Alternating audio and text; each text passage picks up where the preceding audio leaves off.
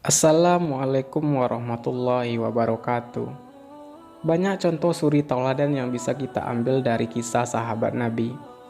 Salah satunya adalah sahabat Nabi yang bernama Sa'ad bin Abi Waqqas. Sa'ad bin Abi Waqqas adalah merupakan seorang sahabat Rasulullah SAW yang dijamin masuk surganya Allah. Dia memeluk Islam ketika berumur 17 tahun. Suatu hari, dalam hidupnya ia didatangi oleh Abu Bakar As-Siddiq yang dikenal sebagai seorang yang ramah. Abu Bakar lantas mengajak Sa'ad untuk menemui Nabi Muhammad di sebuah perbukitan dekat Mekah. Pertemuan itu mengesankan bagi Sa'ad. Ia pun segera menerima risalah Nabi Muhammad SAW dengan tangan terbuka. Sejak saat itu, Sa'ad menjadi salah satu sahabat yang pertama masuk Islam, yakni dalam era Mekah atau sebelum hijrah.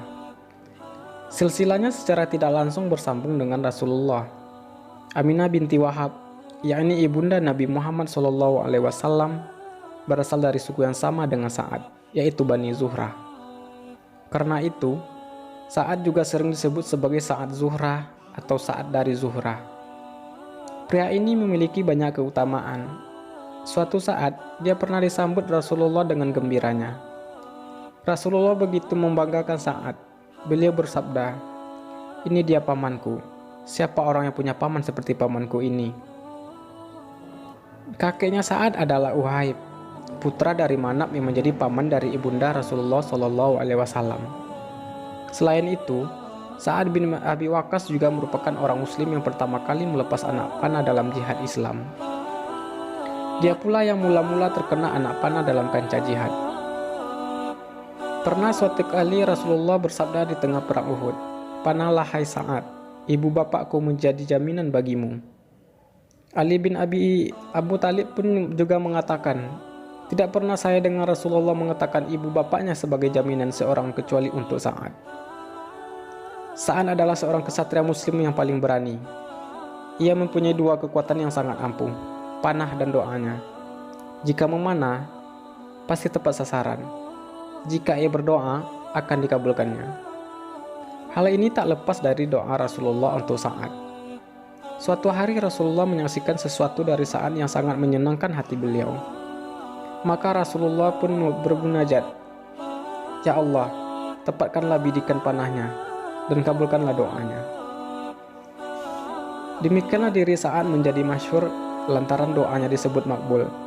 Kelak, ketika fitnah terjadi pada zaman kekhilafahan Ali bin Abi Thalib, Sa'ad mendengar seorang laki-laki memaki Ali, Talha, dan Zubair. Orang itu bahkan terus menolak berhenti mencaci maki. Maka Sa'ad pun berkata, "Kalau begitu, akan saya doakan kamu kepada Allah." Laki-laki tadi lantas berkata, "Rupanya kamu hendak menakutiku, seolah-olah kamu adalah seorang nabi." Maka Sa'ad pun pergi wudhu dan melakukan sholat 2 rakaat, kemudian berdoa, "Ya Allah, kiranya menurut ilmumu, laki-laki ini telah memaki segolongan orang yang telah memperoleh kebaikanmu, dan tindakan mereka mengundang amarah murkamu. Maka, mohonkanlah, dijadikanlah hal ini sebagai pertanda dan pelajaran." Tidak lama kemudian, tiba-tiba dari salah satu peperangan rumah muncul seekor unta liar dan menabrak laki-laki tadi sehingga meninggal. Sa'ad adalah teladan istiqomah dalam iman dan hidayahnya. Betapa mahalnya hidayah itu bahkan harus dipertahankan dengan susah payah. Terkisahlah ibunda Sa'ad yang melakukan mogok makan berhari-hari demi menentang keislaman anaknya. Semakin hari semakin parahlah kondisi ibu Sa'ad saat ini. Dalam ujian keimanan yang semakin berat ini, keimanan sang sahabat kokoh menghujam dan keluarlah kalimat yang abadi itu, "Demi Allah, ketahuilah wahai ibunda, seandainya ibunda memiliki 100 nyawa, lalu ia keluar satu persatu, maka tidaklah anakmu ini akan meninggalkan agama ini, walau ditebus dengan apapun." Akhirnya, hati ibundanya itu luluh.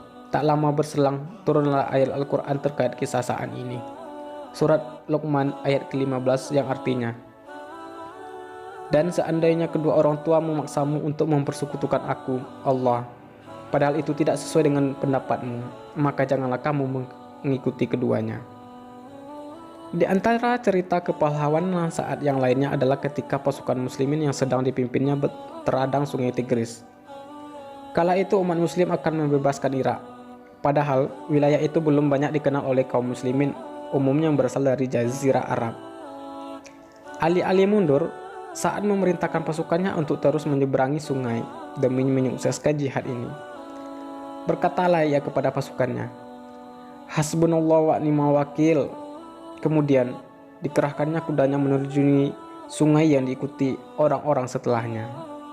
Maka berduyun-duyun pasukan muslim menyeberangi sungai.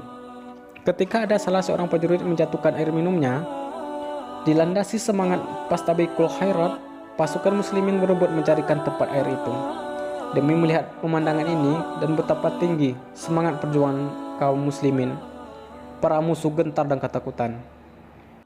Salman Al-Farisi yang berada dalam pasukan Sa'ad pun takjub dan berkata, agama Islam masih baru, tetapi lautan telah dapat mereka taklukkan.